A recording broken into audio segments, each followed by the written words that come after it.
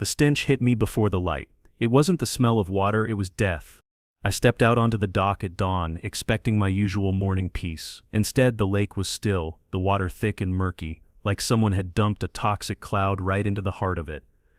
My fish, floated lifeless on the surface. Old Blue was among them, her body bloated and limp, her once powerful fins drifting aimlessly.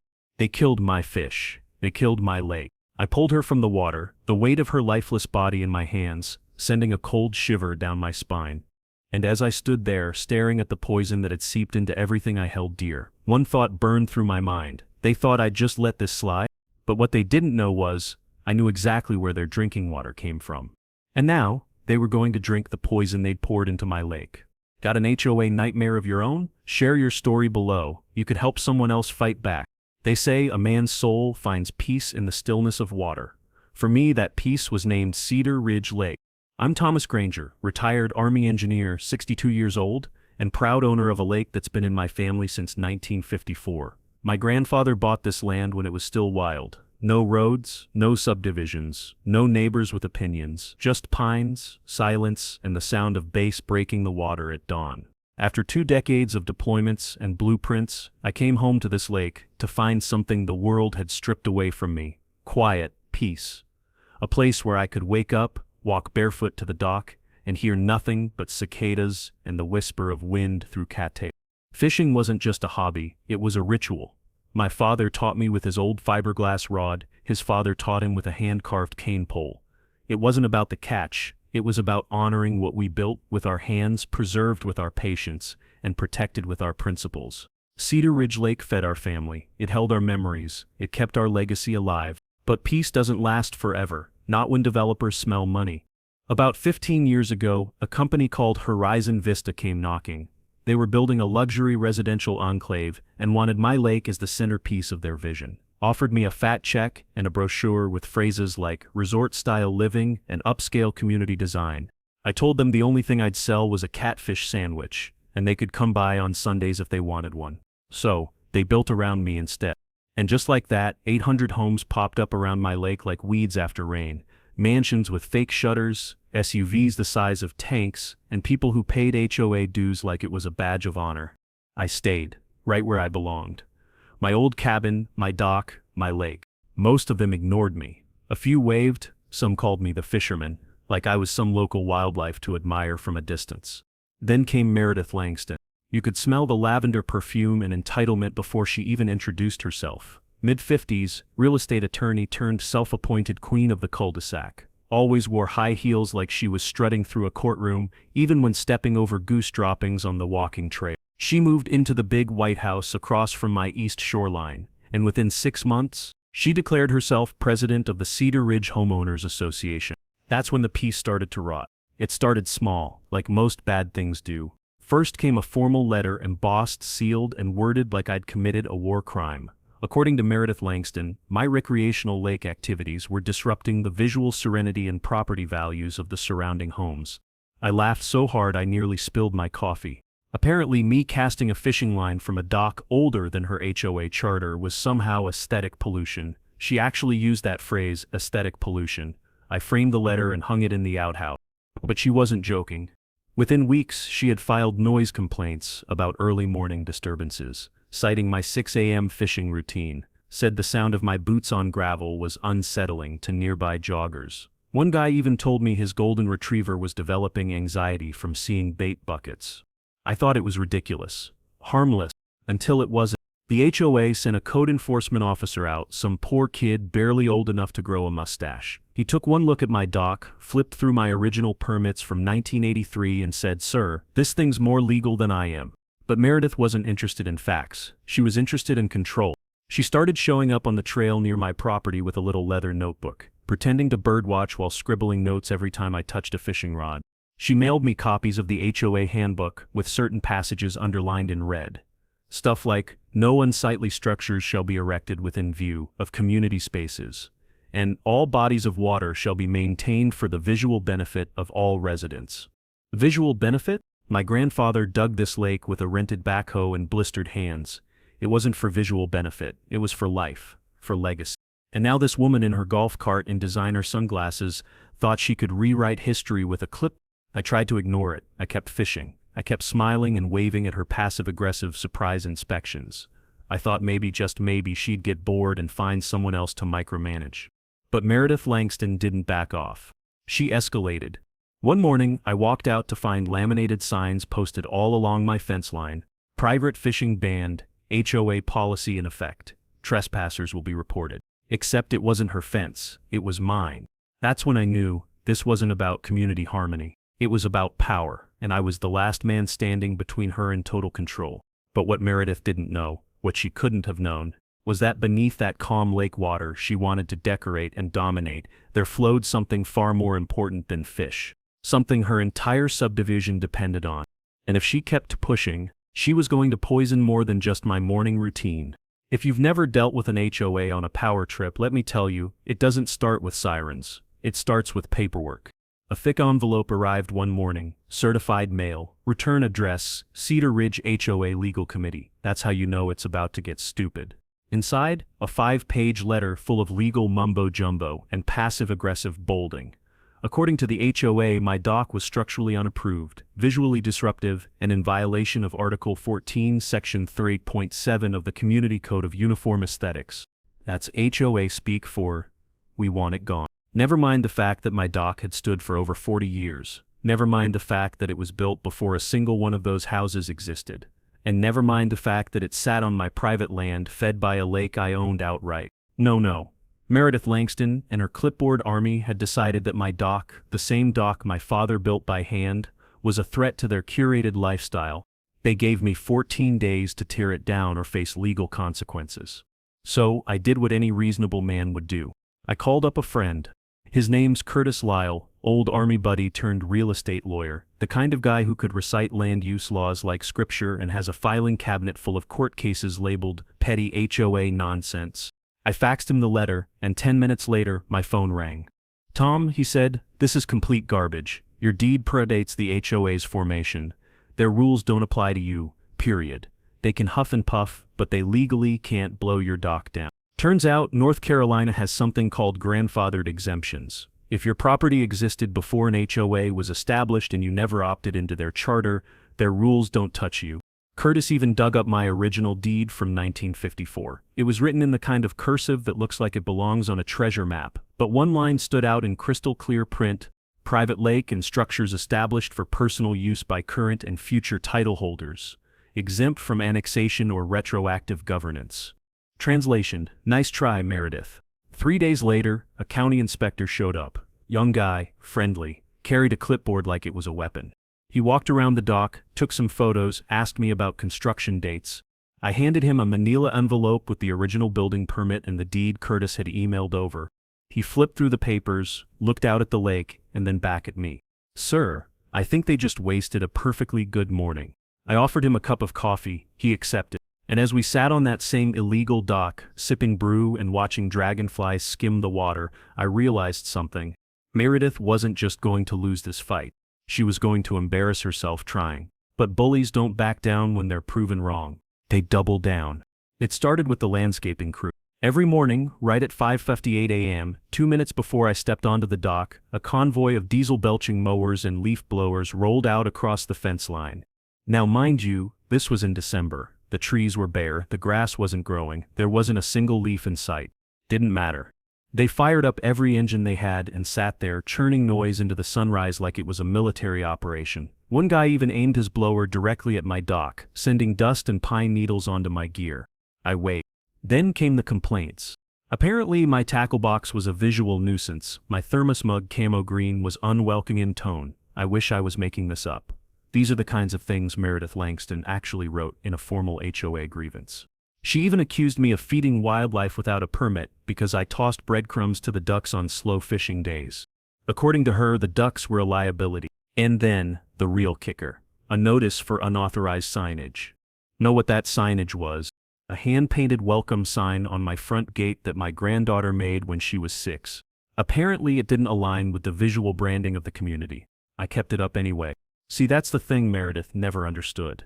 I've stood on foreign soil with real bullets flying past my head. I've seen bridges collapse, systems fail, and men break under real pressure. So a paper-pushing suburban dictator with a Bluetooth headset and a clipboard? That didn't scare me. It amused me. Let them play their little games. I showed up every morning, same time, same boots, same fishing rod. I'd cast my line while her landscaping crew tried to drown me out with machinery. And every time I reeled in a fish, I made sure to hold it up with a smile, just long enough for her kitchen window to catch the moment. My piece wasn't for sale, and it sure as hell wasn't up for negotiation. But as winter dragged on and her little noise campaign failed to break me, I noticed something shift. Her smiles got tighter. Her passive-aggressive notes got more aggressive and less passive, and her HOA newsletters started mentioning things like unauthorized environmental impact and unregulated water use. She was looking for another angle. Something bigger. Something nastier. What I didn't know then was that she had already found it. And it would come in the dead of night. It hit me before I even opened the door. That smell. Sharp, metallic, almost sweet like burnt chlorine mixed with pennies left out in the rain. It crept in through the cracks, stung my nose, clung to my clothes. I stepped out onto the porch barefoot. The air was thick, heavy, wrong. And the lake didn't move. No morning ripples, no darting fish beneath the surface, just a pale green film spreading slowly across the water like oil paint left to rot in the sun. It shimmered sickly blue at the edges, almost glowing in the early light. Something was dying out there. I could feel it. I jogged down the familiar path to the dock, heart pounding harder with every step. The honeysuckle that usually greeted me with its sweet scent now carried that chemical tang. Even the birds were silent. And then I saw her, Old Blue. The biggest bass in the lake. 14 pounds of muscle and memory. I'd been watching her for 3 years, fed her by hand most mornings, named her after the faded scar across her side. She floated belly up next to the dock, gills gray, eyes glazed, lifeless. And she wasn't alone. Dozens of fish, bluegill, crappie, catfish, sprawled across the surface like battlefield casualties. Some still twitched weakly, struggling in poisoned water. Others were already bloated, drifting toward the bank like forgotten trash. I dropped to my knees on the dock. The wood felt cold against my skin. My hands trembled as I reached into the water and pulled Old Blue into my lap. Her scales were slick, almost slimy, not from rot but from something else. My stomach turned. This wasn't algae bloom, it wasn't natural die-off. This was deliberate. This was a message. I stumbled back up to the house, grabbed my phone, and called the county environmental line. They promised to send someone out in 48 hours? I didn't have 2 days to wait while my lake turned into a graveyard. So I started digging. I called around, asked my neighbors if they'd noticed anything strange. Most of them hadn't. One guy mentioned hearing trucks in the night, said he thought it was just the HOA doing early maintenance. But one neighbor, a widow named Ms. Langford, told me something that stopped me cold. "Thomas," she said, "my doorbell camera caught a van pulling up near your property line around 2 a.m. No logos, 2 men in reflective vests. They were unloading something. Big drums." She emailed me the footage. It was grainy, low light, but clear enough. 2 figures in masks and gloves wheeled 3 50-gallon barrels across the gravel trail. No headlights, no voices, just shadows and flashlights. They rolled the barrels right up to the water's edge and tilted them slowly, methodically into the lake. At 26 minutes later, the van drove off. No markings, no license plate visible. But one thing caught my eye. The sleeve of one man's uniform had a patch, just a flash of green and white in the reflection of the flashlight beam. Cedar Ridge Landscaping. I stared at that camera footage for nearly an hour, pausing, rewinding, enhancing shadows, until I couldn't feel my eyes. There it was again, the faint green patch, no doubt about it. Cedar Ridge Landscaping. Same crew Meredith Langston had been using for months to wage her 6 a.m. psychological warfare with leaf blowers and chainsaws. But this wasn't about noise. This was warfare of a different kind. I needed to know what they dumped. So I drove straight into town and visited the one guy who'd know, Charlie Reese, owner of Reese's Farm Supply and Aquatic Solutions, a grizzled man with hands like sandpaper and a brain full of pond chemicals. I showed him pictures of the water, the fish, even a sample I'd collected in a mason jar. He took one whiff and stepped back like I'd slapped him. "That's industrial-grade copper sulfate," he said. "High concentration, probably mixed with surfactant and dye." I blinked. In English, Charlie? It's what golf courses use when they want to kill every living thing in a water hazard. Fast, not for recreational lakes. Not for residential areas. Definitely not without a permit. He leaned in, serious now. You're looking at a felony dump, Thomas. That stuff can sterilize a lake for years. I asked him where someone would get that kind of chemical. He named a few suppliers, all of them require proof of property ownership or a commercial license. But if someone paid in cash and lied about what the lake was for, well, that paperwork wouldn't exactly hold up in court. My gut twisted. Meredith Langston hadn't just thrown her little tantrums at City Hall and called it a day. She'd escalated to chemical sabotage, and if the HOA hired Cedar Ridge Landscaping for the job, then they were complicit. I called Curtis, my lawyer, and told him everything. The footage, the chemical analysis, the unmarked van, the landscaping patch, the smell, the fish, the dead silence across the water. He didn't even hesitate. We're not in property dispute territory anymore, he said. This is environmental crime. We're talking potential jail time, lawsuits, EPA involvement, especially if that lake feeds into anything bigger. And that's when it hit me, the aquifer. The spring beneath my lake wasn't just a pool of water, it was a source, a deep, underground vein that fed into several surrounding wells, including the one used by the Cedar Ridge subdivision. I rushed to my file cabinet and pulled the land survey I'd had done 5 years ago during a zoning battle. There it was, in black and white. Spring-fed source connects to shared water table, used by neighboring residential developments. Flow direction, outward, meaning anything dumped in my lake flows straight into their drinking water. Meredith didn't just kill my fish. She may have poisoned her entire neighborhood. I hadn't been in my grandfather's old study in years. The room still smelled like dust, tobacco, and worn leather, like time had curled up in the corners and refused to move on. His desk sat under the window, heavy and scratched, the kind of furniture built to outlast every man who ever used it. That's where I kept the old records. Deeds, maps, well reports, tucked into a metal filing cabinet that groaned when it opened, like it was trying to warn me. But I wasn't looking for memories, I was looking for ammunition. If Meredith Langston had really poisoned the lake, and that lake fed the local aquifer, then this wasn't just vandalism.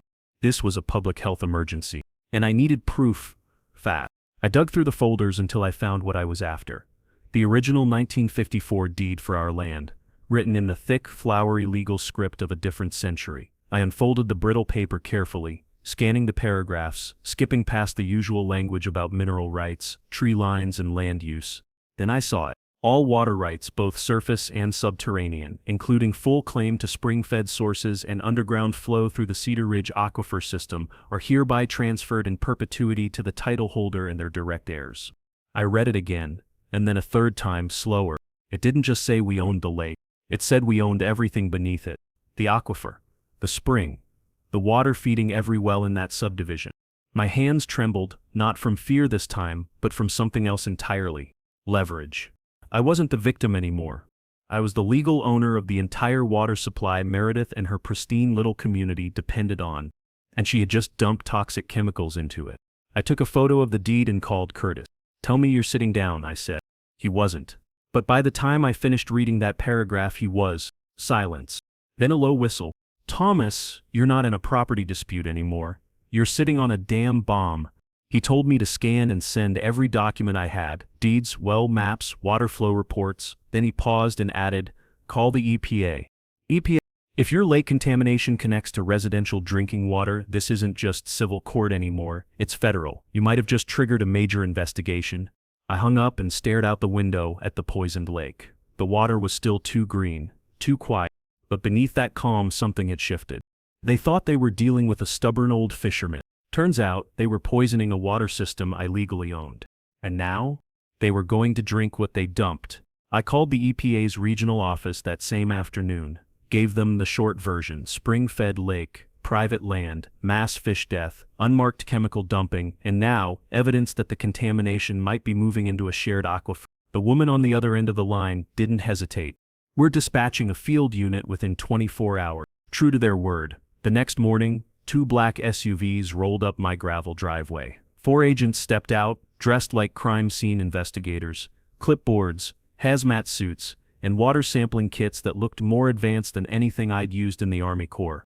They didn't say much at first, just nodded, got to work, and started collecting samples from the lake, the soil near the bank, even runoff lines around the dock. One of them, Agent Dorsey, asked me for my land surveys and historical documentation. I handed him the full binder. When he reached the water rights paragraph in the 1954 deed, his eyebrows lifted. This changes everything. They spent 6 hours mapping the area, used ground-penetrating radar, subsurface flow charts, and test strips that turned colors I didn't even know existed, and every result told the same story. The contamination wasn't contained. It was spreading slow but steady through the same underground veins that supplied Cedar Ridge Estates 800. Agent Dorsey looked grim as he packed up his equipment.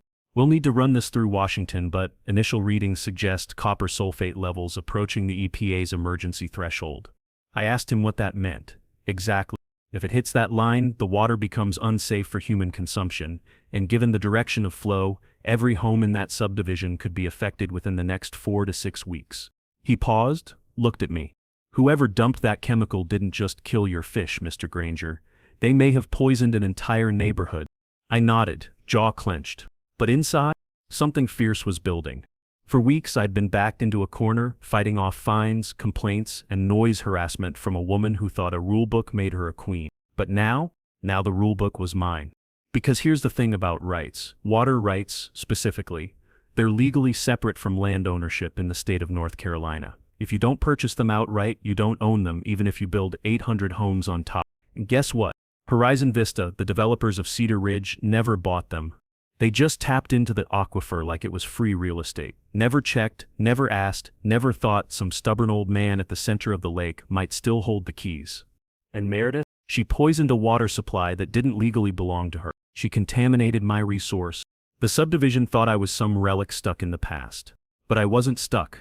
I was anchored. And now with the EPA on site, test results in hand, and Curtis drafting legal documents that could flatten a Fortune 500 company, I wasn't just back in the fight. I was holding the detonator. They say revenge is best served cold. I disagree. It's best served calculated, documented, and co-signed by experts with federal credentials. The moment the EPA left my driveway, I started building a team. Curtis, my longtime lawyer and certified HOA slayer, was already on board. Next, I called up Dr. Evelyn Shaw, a hydrogeologist I'd worked with back when I consulted on rural irrigation projects. Brilliant, no nonsense, and known for turning courtroom depositions into verbal executions. Thomas, she said, the moment I explained the situation, you've got a contamination vector tied to an unpermitted chemical dump on a spring-fed system with public health implications. That's not a lawsuit, that's a legacy case. She arrived 2 days later with more equipment than the EPA. Spent hours mapping the subterranean flow, marking contamination zones, tracing the path of water from my lake to the HOA's wells. Her conclusion was terrifying and perfect. Within 3 to 5 weeks, every home in Cedar Ridge will test above the EPA's copper sulfate threshold. And if their wells connect downstream without proper filtration, you've got mass exposure. I didn't need drama, I needed facts. And now, I had them. Then came Sarah Denning, investigative journalist from the state's environmental watchdog blog Groundwater Truth. I'd read one of her exposés years ago, a takedown of a chemical plant that had been dumping runoff into a school's water supply. She was ruthless, methodical, and allergic to cover-ups. If what you're saying checks out, she told me over the phone, this could go national. HOA president poisons her own community in a war over fishing rights. That's front-page gold. Sarah arrived with a notebook, 3 cameras, and a smell for blood. She documented everything, photos of the dead fish, the lake's color shift, drone shots of the waterline crawling toward HOA property. Then she hit gold. While digging through local permit databases, she discovered that the original development permits for Cedar Ridge included a protected wetlands clause, specifically stating that all natural water features must be preserved and maintained under environmental standards. Dumping chemicals? Absolutely not allowed. Violation of those terms would not only bring fines, it could result in revocation of the HOA's legal standing and even trigger federal environmental charges. But it got even better. Sarah traced the company that dumped the chemicals, Green Tech Algae Solutions, and found that the service order was placed by a subsidiary landscaping company, partially owned by Richard Langston, Meredith's husband. That's right. The HOA president's husband owned 40% of the landscaping firm that dumped poison into my lake. The same company hired by the HOA to beautify the shoreline, and the service invoice? Paid in cash. No formal work order, no signature on file. We had video footage. We had chemical report. We had a legal water rights deed. And now, we had a paper trail of corruption that tied the entire thing back to the Langston household. Curtis called it an ecosystem of arrogance. Me? I called it checkmate in slow motion.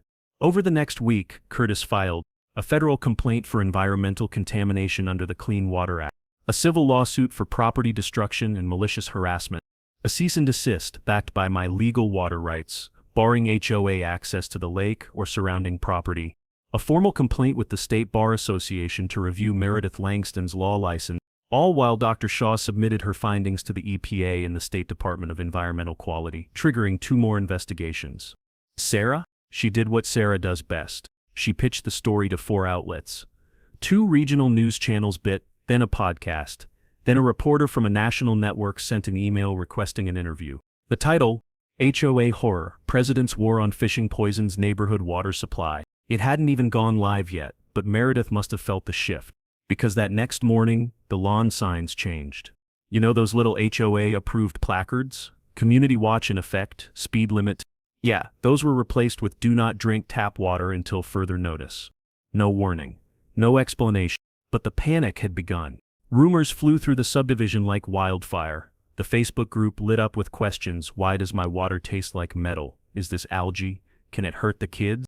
Meredith tried damage control. She always does. Claimed it was a routine seasonal test. Told everyone to trust the HOA board's plan for upgrades. But there was no plan. There was just me. And my plan was airtight. See, they wanted war. They wanted me gone. They thought I'd fold after a few noise complaints and a couple letters. But I don't fold. I fortify. I don't yell. I document. I don't threat. I sue. And now I wasn't alone. I had scientists. I had journalists. I had the law, the truth, and a community that was just starting to realize the water in their $700,000 homes now smelled like lies. They brought HOA bylaws to a battlefield. I brought nukes. When people like Meredith Langston feel power slipping, they don't surrender. They scheme. The same day Curtis served her with the first round of legal filings, I noticed something strange. GreenTech Algae Solutions, the shady chemical company connected to the dumping, had suddenly scrubbed its website. Gone. Just a white screen with a 404. No contact info, no business hours, not even a cached version on Google. But I'd already saved screenshots. Then word came through from Sarah, the journalist. One of her sources in the state environmental office leaked an email, unsigned, anonymous, requesting the EPA pause further investigation until the matter could be handled privately. The sender? An IP address linked to a VPN, registered under a company name owned by Meredith's husband. Desperation had a new face. We later found out Meredith had tried to bribe GreenTech to destroy their work orders and chemical purchase logs, offered them $10,000 under the table to claim they'd never serviced Cedar Ridge Estates at all. Problem was, one of the GreenTech techs had already quit and forwarded all the receipts to Sarah. She had timestamps, phone logs, even a WhatsApp voice note from a company manager saying, "Just dump it quiet," the HOA lady said no trucks during the day. Meanwhile, Meredith wasn't done trying to discredit me either. I got a knock on my door one evening. Guy in a wrinkled button-up claiming to be a property assessor, said he was checking zoning violations.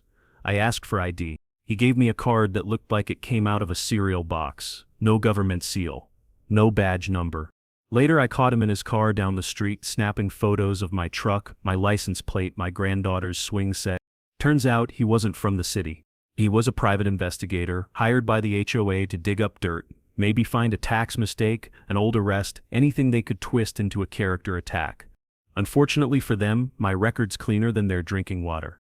I reported the harassment to local authorities and handed Curtis all the footage. Between the phony zoning calls, illegal surveillance, and attempted bribes, we were no longer just building a civil case, we were stacking criminal obstruction charges. Still, Meredith played her final hand, distraction. A week after the EPA published preliminary findings online, the HOA sent out a glossy brochure in the mail to every household, titled, "Understanding Seasonal Water Fluctuations, Why Your Tap May Taste Funny." Inside, it blamed mineral shifts caused by spring runoff and recent tree pollen activity for the strange color, odor, and aftertaste of the water. They even included a coupon for a Brita filter. No joke. But by then, it was too late, because kids were getting sick. At first, it was 1 or 2. Parents posted in the neighborhood Facebook group about stomach cramps and weird rashes, thought maybe it was the flu. A few blamed bad groceries. But then it spread. 13 cases, then 27. Nausea, vomiting, dizziness. Pets refusing to drink tap water. and all the symptoms traced back to one thing: contaminated well water. That's when everything snapped. The Facebook group, once a hub for recipe swaps and landscaping photos, turned into a full-blown digital riot. Why weren't we told sooner? Why did the HOA say the water was fine? Is this what my dues are paying for? My son has been throwing up for 4 days. Some folks wanted blood, others wanted bottled water. Everyone wanted answers. And none were coming from Meredith. Her weekly HOA newsletter, once filled with cheerful quotes and garden tips, didn't mention the contamination at all. No apology, no statement. Just a line that read, "All water-related concerns are being handled appropriately." Handled appropriately? By who? Certainly not the family across the street who had to rush their toddler to urgent care. Certainly not the retired couple who'd just installed a $15,000 reverse osmosis system after learning their property sat at the lowest elevation in the neighborhood where all runoff flowed. And certainly not the state health department, which issued a formal boil water advisory for Cedar Ridge Estates 3 days later. Meredith tried hiding behind the HOA board. Tried blaming the landscapers. Tried blaming me. She even went on local news and said, "Some individuals are using this unfortunate situation to push a personal agenda rooted in hostility and misinformation." But Sarah had already published the report, complete with satellite photos, time-stamped EPA tests, leaked text messages, audio of Meredith giving verbal approval for late-night treatment to reduce lake weeds. She was cooked. The community wasn't angry anymore. They were furious. Meetings got heated. Board members resigned. Some homeowners began demanding refunds for dues. Others threatened to sue the HOA itself. And me, I didn't say a word. I didn't have to. Every accusation, every distraction, every lie she told became part of the case file, labeled, dated, stamped. The story wasn't about me anymore. This wasn't a man versus HOA feud. It was a neighborhood poisoning scandal. And the woman who'd once tried to fine me for my wooden dock now faced federal investigation, environmental litigation, public outrage, and the very real possibility of losing everything she built her little kingdom on. And to think, all this started over a fishing rod. The HOA community center was buzzing with a palpable tension, a simmering pot ready to boil over. I had seen those types of meetings before, full of self-important faces trying to make decisions for people they barely understood. But today, this was different. Today, I wasn't just a fisherman facing off against a petty HOA president. Today, I was standing between a public health crisis and a community's desperate need for accountability. Meredith Langston had no idea what she was up against. She walked into the center, head held high, wearing her signature pearl necklace and a look of righteous indignation plastered across her face. Behind her were her HOA lackeys, people who had always followed her orders without question. But now, they were watching her with nervous glances, unsure if she could still control the room. I sat in the front row, calm, collected, my hands folded neatly on the table. My lawyer, Curtis, was beside me. Dr. Shaw, the hydrologist, was seated a few rows behind us, ready to present the findings. The journalist, Sarah, had positioned herself at the back, her camera poised to capture every moment. Meredith approached the podium, all smiles at first, but I could see the cracks beginning to form in her confident exterior. Her voice carried the same fake warmth she always put on when addressing the crowd. "Ladies and gentlemen," she began, "we're here today to discuss some concerns raised by a member of our community about the water quality. We've taken all necessary steps to address this issue." Her tone was calm, but the tremor in her words betrayed the anxiety that was slowly creeping in. She glanced at the crowd, searching for familiar faces, people who would support her. What she didn't expect was the silence that followed. People had heard the rumor. They knew something was wrong, but they weren't sure what. I stood up slowly, my boots clicking on the floor. As all eyes turned toward me, the room fell silent. Meredith's face tightened when she realized I wasn't here to back down. "I'm Thomas Granger," I said, my voice steady, but with a sharp edge. "And I don't just live by this lake. I own it, and every drop of water in it." I could see Meredith's jaw tighten, her eyes darting toward the board members, probably wondering if she should cut me off. But I kept talking. "I've spent years protecting this land. My grandfather built this lake, and it's fed by a natural spring. That water doesn't just feed fish, it feeds the homes around here. It feeds every faucet, every shower, every drink of water in Cedar Ridge Estates. And now you've poisoned it."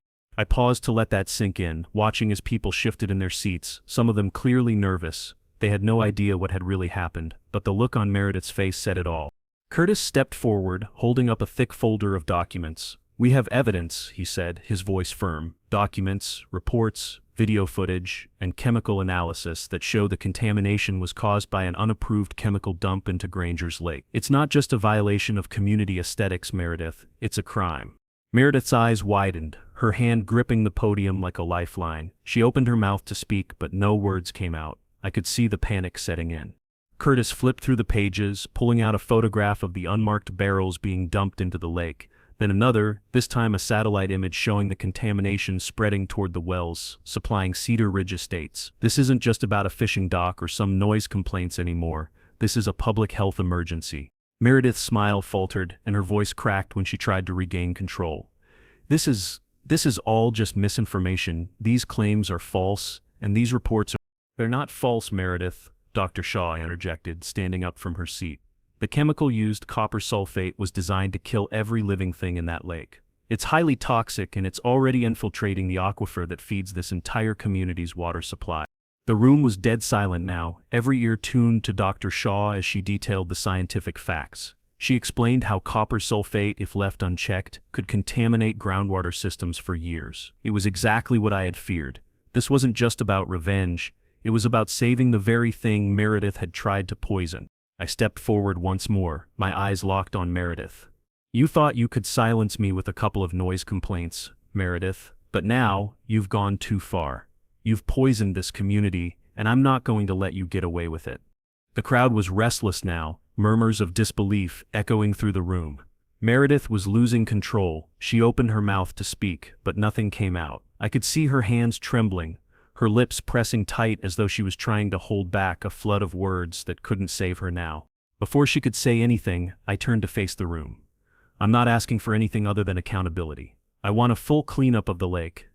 I want every family here to be reimbursed for the water contamination, and I want permanent oversight to ensure this never happens again. Curtis was already drafting the legal documents, and I could feel the shift in the room as people began to understand the severity of the situation. Meredith Langston wasn't just an HOA president anymore. She was a criminal, and the community knew it. Meredith stood there, frozen, her facade cracking further. This is unfair, she shouted, her voice cracking with desperation. You don't know what you're talking about. You have no right. I have every right, I said, cutting her off. This is my water, my legacy, and you've endangered it all for your personal vendetta. That's when it happened. The first board member stood up, his face red with anger, and spoke loudly. I'm done with this. Meredith, we can't let you destroy this community.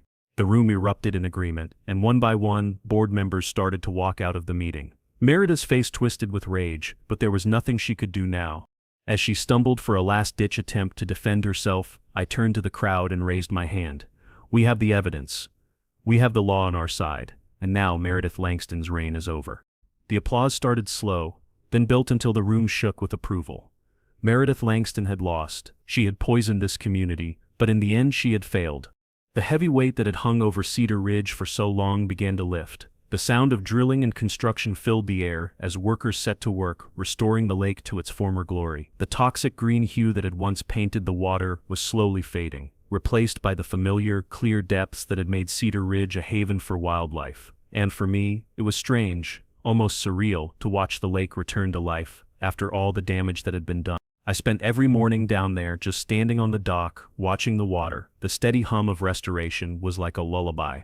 Soothing, peaceful, it felt like a victory, but not one born out of vengeance.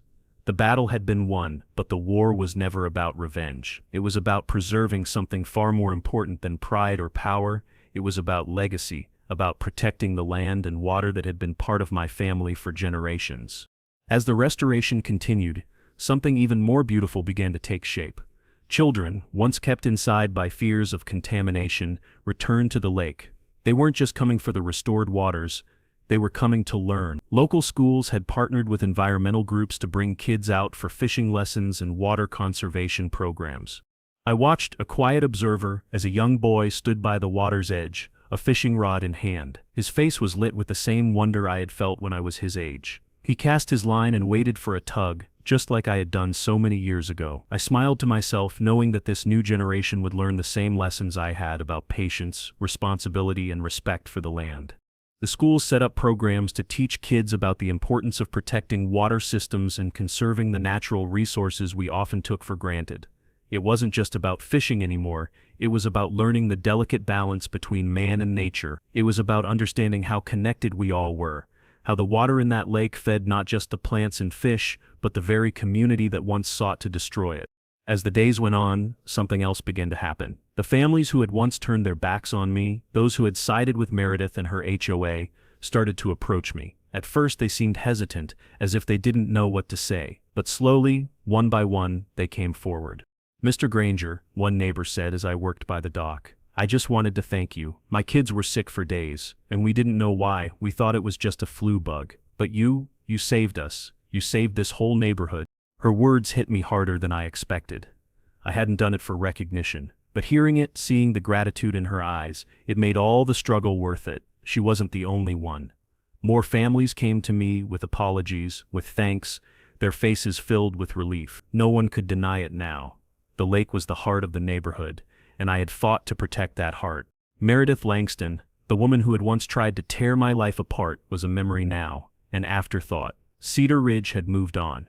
A new HOA was being formed, one built on transparency and democracy. No more backroom deals. No more power-hungry leaders. This HOA would be different. It would be a community, not a dictatorship. They set up meetings with regular voting from residents, open discussions about environmental policies, and a commitment to preserving the lake, the land, and the water for future generations. I sat in on one of their first meetings. The room was filled with people who were ready for change. I wasn't sure if I would have a seat at the table, but it didn't matter. I wasn't there to fight anymore. I was there to watch, to make sure that everything my grandfather had built and everything I had fought for would continue. Meredith's legacy of fear and greed had been replaced by a new, healthier foundation.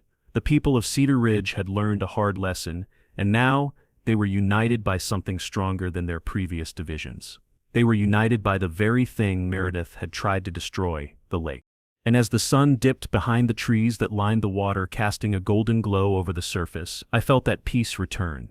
It wasn't the same as it had been before. The world had changed, and I had changed with it. But in that moment, standing on the dock watching the kids cast their lines into the restored waters, I knew that Cedar Ridge had been given a second chance.